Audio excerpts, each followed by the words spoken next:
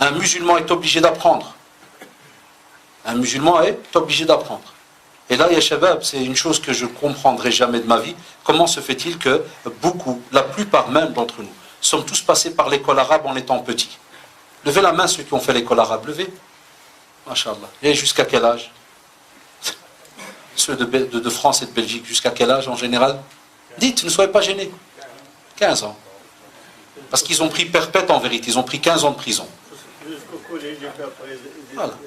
Voilà, et l'école arabe, ya Rabbi que l'imam y meurt. Et نعم كانوا معانا والله كنا في الجامعة ensemble. هادو ما كيمرضوش هادو سبحان الله العظيم. هيدا قال لي واحد والله on était encore jeunes et on se voit encore maintenant. Septembre, octobre, novembre, décembre, le beurre والثلج عندنا en ce temps-là on étudiait le Coran avec اللوح بالحناشة. On n'a pas connu les tableaux, baba, tout c'est des imams à l'ancienne, nous apprenaient à l'ancienne. Par terre, il faisait froid. Même la neige, l'imam, il est encore là. 3 jours là-bas. Un jour, wallah, un de mes copains, il m'a dit, mec, il ne tombe pas malade, il ne meurt pas, il part en voyage. Taïb, nous, on a étudié très dur, parce que nous, on nous frappait les câbles électriques, tout ce que vous voulez. Taïb, c'est passé. Et vous, les jeunes, maintenant, la petite génération qui apprend dans des classes, tableau, lumière. Pourquoi à 15 ans tu pars? Il y a le jeune, garçon et fille. À 15 ans, ça veut dire que tu arrives à avoir maintenant un cerveau, machallah, tu deviens l'adolescent. Tu passes le stade de la puberté, on sait très bien, le cerveau il se développe. Il y a de la psycho là-dedans, c'est très très important à les voir. C'est là que, subhanallah, tu vas normalement avoir même ton disque dur qui va s'élargir. Wallah, les infos, ils commencent à entrer encore plus vite que ce qu'ils entraient avant. Parce que tu as des petites connaissances, des outils que tu n'avais pas quand tu étais petit.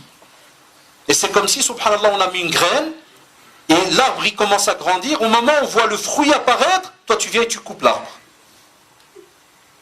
Alors, comment tu vas apprendre ta religion?